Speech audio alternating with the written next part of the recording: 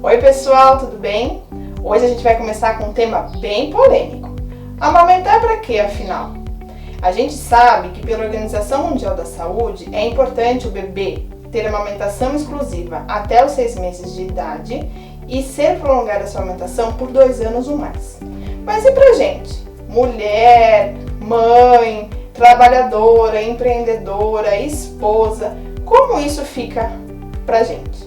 Eu sou Mirela Campos, sou nutricionista, sou mãe do Daniel e da Catarina e quero ajudar você aliando os conhecimentos que eu tenho de nutrição com os meus conhecimentos pessoais e profissionais dentro da área da amamentação para impactar na vida de mulheres que querem manter a amamentação, mas manter a sua saúde e qualidade de vida.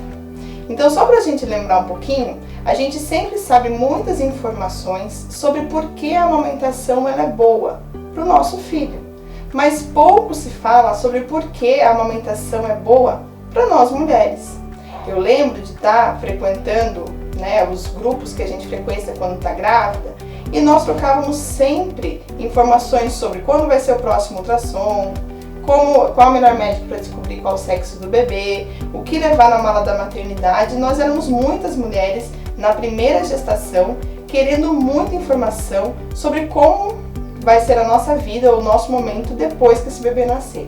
Mas em nenhum momento, gente, a gente começou a se questionar como ia ser depois que esse bebê nascesse.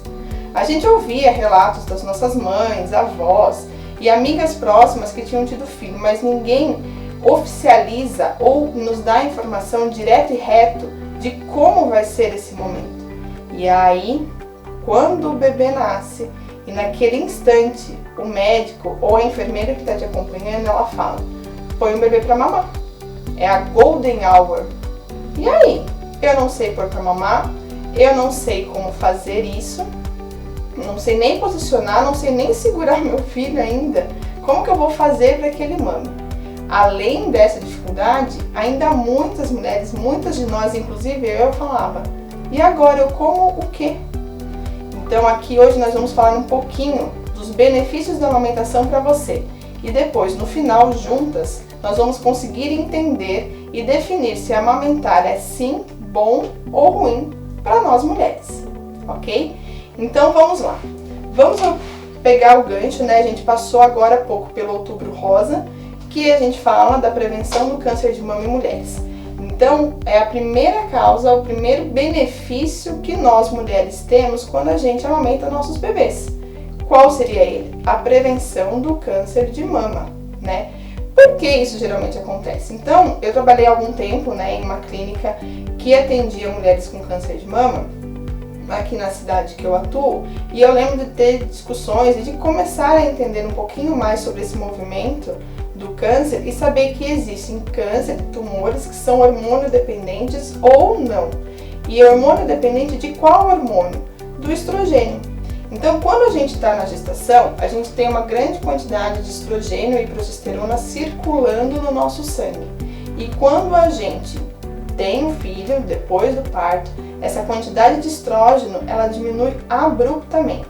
E ela se mantém baixa por um longo período da amamentação. Pode ser que não o período total que você amamenta, mas ela baixa bastante enquanto a mãe continuar amamentando. E essa pode ser uma das causas pelas quais o risco de câncer de mama é reduzido nas mulheres enquanto elas amamentam. Diversos fatores, não só a amamentação, mas existem outros fatores que podem promover o aparecimento de câncer. São fatores endócrinos, genéticos, ambientais, de hábitos de vida, Mas o estrogênio, a presença dele ou a não presença dele pode auxiliar. Então, existem alguns dados que mostram que a cada 12 meses de amamentação, a mulher tem um decréscimo, uma diminuição no risco de desenvolvimento de câncer de 4,3%, independente se ela tiver algum outro fator. Isso é bem importante, Porque no mundo, se a gente conseguisse que as mulheres amamentassem por um ano, a gente teria em torno de 115 mil novos casos de câncer que seriam prevenidos. Isso é um número bem importante, Se a gente pensar em quantidade de mulheres que sofrem de... Bom, uma outra prevenção que a gente tem é de um outro tipo de câncer, que é o câncer de ovário. também, pelo mesmo motivo, provavelmente, que a gente consegue prevenir o câncer de mama pela redução dos níveis de estrogênio enquanto a mulher amamenta. Então, existem alguns dados que a cada 12 meses também de amamentação, a mulher pode reduzir em 30% as chances de desenvolver um câncer de ovário. E além disso, ainda temos a prevenção do câncer de endométrio, que a cada mês de amamentação, a gente consegue reduzir 2% nas chances de desenvolver essa doença. Bom, esses são alguns dados que mostram como a gente pode se proteger, que a amamentação ela auxilia na proteção, mais um fator de proteção para a gente poder prevenir das doenças. Existem fatores de ação genéticos e endócrinos, como comentei há pouco. Quanto mais a gente desliga esses genes que ativam uma possível doença, maior a eficiência na nossa proteção, tá? Então, pensando nas questões de câncer, a gente tem com a amamentação o benefício para nós como as mulheres são proteções importantes contra o câncer de mama, de ovário e endométrio. Uma outra proteção que pouca gente sabe é quanto ao desenvolvimento de diabetes. Sim, a diabetes.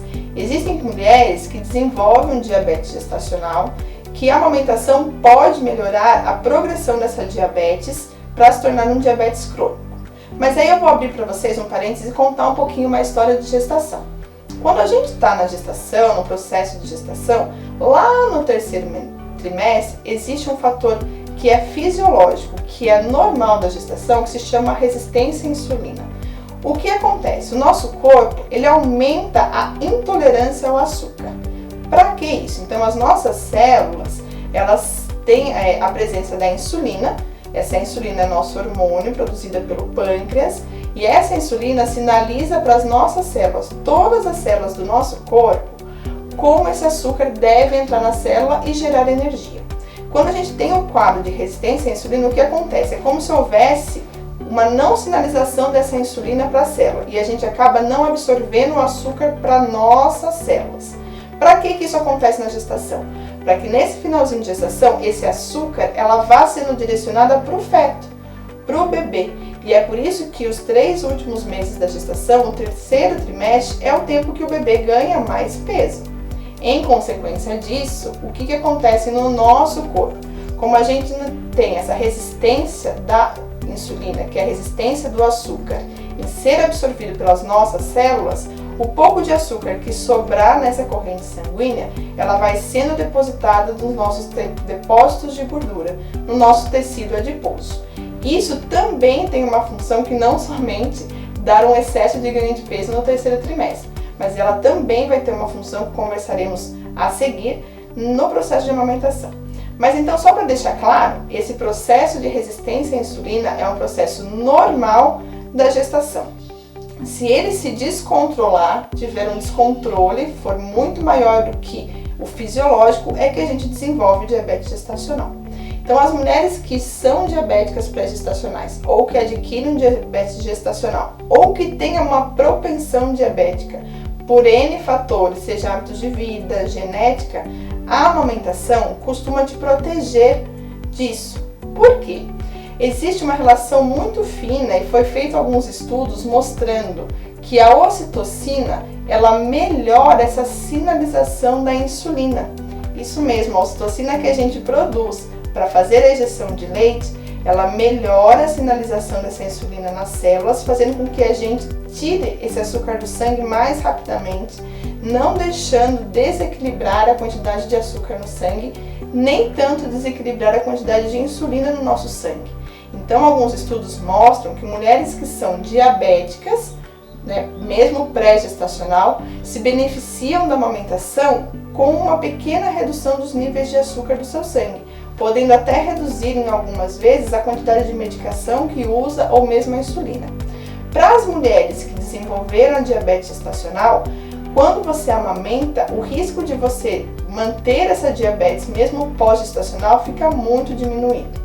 E para aquelas que tiveram uma desregulação pontual daquele momento da gestação, para você, depois de anos, não evoluir a ter um diabetes, quando foi muito descontrolado, a amamentação também te ajuda a manter regulado esses níveis de açúcar no sangue.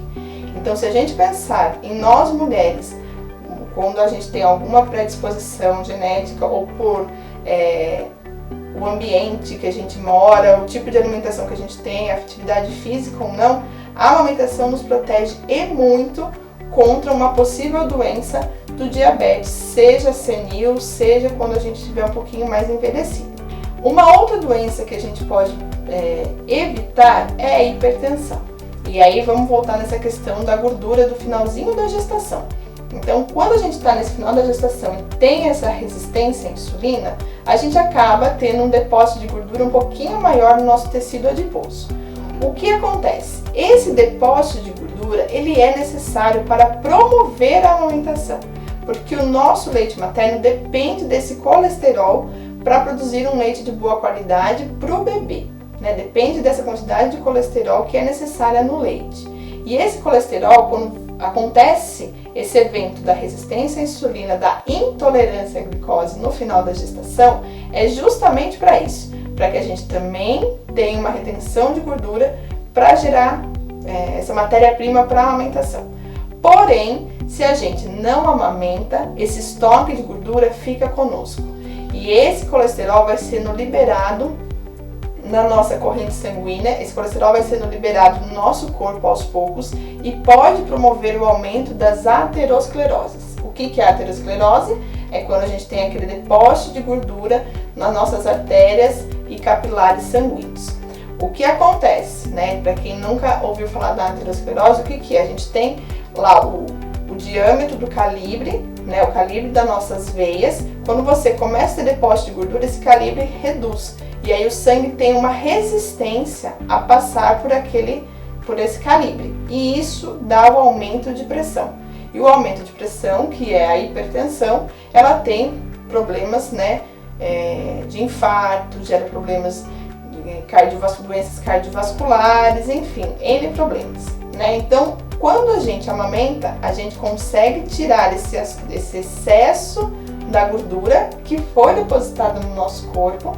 Ele sai esse excesso de gordura através do leite materno, fazendo com que a gente tenha menor incidência de formar ateromas, essas placas de gordura na nossa veia, fazendo com que a gente não tenha um aumento da pressão arterial, tá? Então, olha aí mais um benefício. Já falamos de 3 tipos de câncer e 2 tipos de doenças crônicas.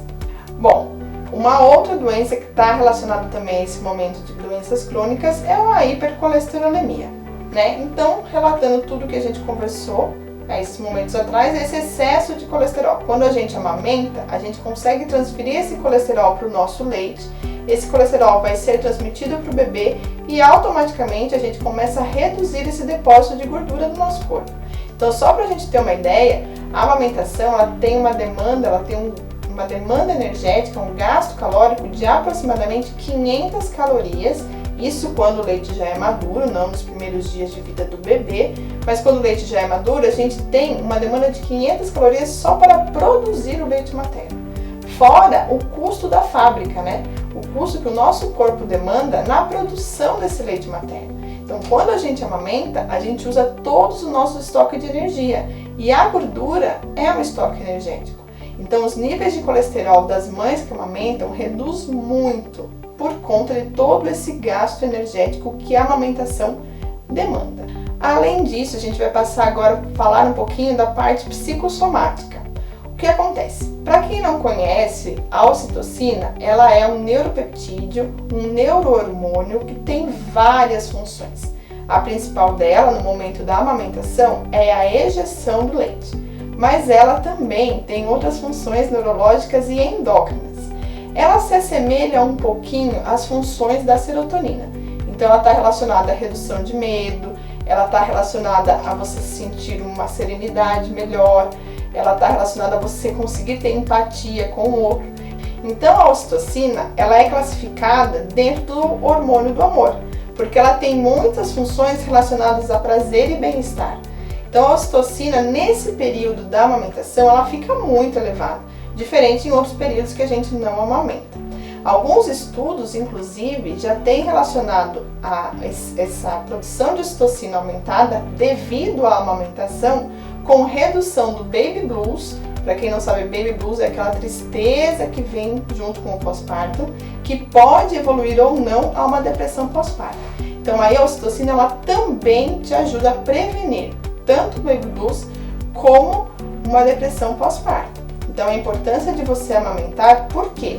Quando a gente tem o bebê, aquela oscilação hormonal que acontece logo após o bebê nascer, é muito difícil o nosso corpo se manter centrado, né? Então a gente vai ter oscilação de humor mesmo, de felicidade e tristeza, é um novo ser que está entrando para nossa família, é uma nova configuração de vida, uma nova configuração familiar. Então a ocitocina ela vem ali para tentar dar aquele suporte, tanto para a amamentação, quanto um suporte de prazer e bem-estar e ajudar a ter esse controle melhor do estresse que é gerado no pós-parto imediato ou até no pós-parto tardio. Então, o fato de você estar amamentando também te beneficia nisso. Bom, aí eu quero dividir com vocês uma história pessoal minha que foi de ocitocina, porque tem alguns estudos hoje, para quem não sabe, existem alguns medicamentos intranasais de ocitocina que ajudam a mãe quando ela tem uma baixa de ocitocina durante a amamentação. Mas eu vou contar para vocês um caso que quando a minha filha tinha mais ou menos ali 2 anos, eu fui ser acompanhante da minha irmã no parto dela. E a minha filha com 2 anos de idade já não mamava muito tempo mais, ela mamava 1, 2 vezes por dia e para dormir. Então eu tinha amamentado ela para dormir e além disso, quando foi perto de meia-noite, minha irmã me ligou que estava começando o trabalho de parto e eu fui acompanhar ela no hospital. O trabalho de parto demorou um pouco, mas assim, a inalação, porque quando ela está em trabalho de parto, embora nós humanos a gente não perceba, quando a gente tem um feeling, né, mais animal, os animais conseguem ter essa percepção nasal, os humanos não. Mas durante o trabalho de parto, a ocitocina ali é muito secretada no corpo da mulher e a gente consegue inalar essa ocitocina. E naquele momento eu comecei a inalar tanta ocitocina, que o meu peito, meus seios começaram a aumentar de tamanho, uma produção excessiva de leite, que eu praticamente desenvolvi uma mastite, um engurgitamento nesse período que eu fiquei sem amamentar. Então, quando eu saí do parto, tava todo mundo ali, né, querendo saber como foi o parto da sua irmã e tal, e eu falei, eu só quero a Catarina. Me passa a Catarina porque eu preciso esvaziar esse leite, esvaziar esse amor, esvaziar tudo isso que está dentro de mim. Porque foi uma quantidade tão exorbitante de ocitocina que provavelmente eu inalei e aquela produção de leite aumentou de tamanha quantidade que eu precisava da minha filha ali. E por coincidência ela dormiu uma noite bem tranquila. Né? Ela estava assim meio estressada porque não estava muito perto da mãe, não viu, né? Não me viu, isso começou... Ela me viu 10 horas da noite anterior e estava me vendo às 7 horas da noite do dia seguinte. Então ela foi, né, ela já estava mais agitada, um pouco mais estressada e ela mamou um leite riquíssimo em ocitocina e aquilo deu uma acalmada nela. Então para você ver o poder que a ocitocina tem mesmo quando inalada. Tem muitos estudos que já mostram o benefício dela quando inalada. E nós mulheres temos a oportunidade de ter ela numa condição fisiológica, simplesmente pelo fato de a gente estar amamentando. Então, por que não a gente fazer desse momento um benefício para nós mesmos, né? Então, a ocitocina, ela vem aí como um dos principais hormônios para nos ajudar no pós-parto. E ela somente é produzida se a gente estiver amamentando. Bom, agora que a gente já falou dessa parte de saúde, então vamos dar uma recapitulada. Melhora câncer, previne, né? Aumenta a prevenção de câncer de mama, de câncer de ovário, de câncer de endométrio, previne contra doenças de diabetes, hipertensão, colesterol, melhora o estresse pós-parto por conta da presença de ocitocina. E aí a gente pode ir mais além. Logo após o parto, a involução do útero ela é bem necessária para a gente não continuar tendo muita perda de sangue. Então, quando você amamenta, a ocitocina também faz essa regressão uterina muito mais rapidamente, evitando anemia e perda de ferro excessiva nessa mãe, né? Então, mais um benefício da nossa amamentação. Outro benefício também na amamentação é os benefícios de rotina diária, não é? Quem que vai fazer aquela briga de quem vai fazer mamadeira, quem tem que esquentar a água, quem tem que lavar essa mamadeira, aquela questão de você poder sair da sua casa sem ter que levar uma mala gigantesca, com água quente, ferver a água, depois onde eu vou deixar uma madeira suja, uma madeira limpa, você poder ter essa liberdade, né? Porque o bebê até os 6 meses só depende de você se você amamentar. Então ficar pensando sobre, tem que levar água para dar pro bebê, tem que levar água quente para poder preparar uma madeira, esse tipo de problema você não vai ter, né? A briga com o marido de quem vai lavar, quem vai preparar no meio da madrugada, quem vai acolher esse bebê, você pode ter uma vida um pouquinho mais tranquila no sentido de regular a sua rotina só pelo simples fato de a gente estar amamentando. Bom, outro benefício bem legal é o fato de você, obviamente, como toda mulher, né, a gente quer ter autoestima, perder mais rapidamente o peso adquirido durante a gestação. Isso é bem interessante porque a gente vai recuperando nossa autoestima e não só a autoestima, a gente vai recuperando, vai diminuindo a nossa fadiga, aquele cansaço que é gerado no final da gestação, né? Então também é um benefício bem interessante.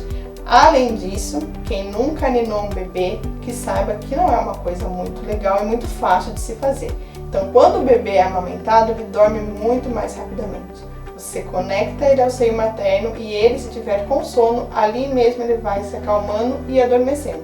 Mais um benefício para melhorar a nossa qualidade de vida como um todo nesse processo da pós-gestação, que é o pós-parto, ok? Bom, gente, acho que eu falei algumas informações, né? Acho que falei tudo do que eu tinha programado para falar. Algumas informações que não são nos dadas no momento que a gente fica grávida.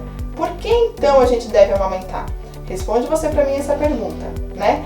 Todos esses benefícios são interessantes e são importantes para você também?